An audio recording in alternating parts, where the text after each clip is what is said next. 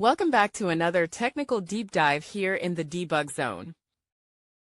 Today we're tackling a big question and breaking it down with insights from other users.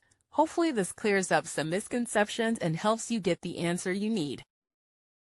So buckle up, stay a little curious, and let's jump right in.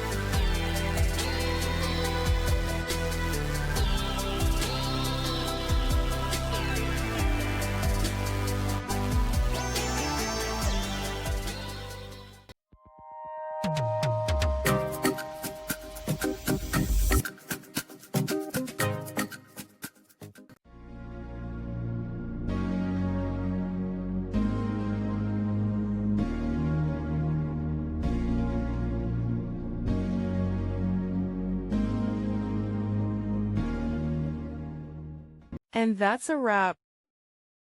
I hope you found the answer you were looking for. If you did, take a second to hit that subscribe button. It really helps out.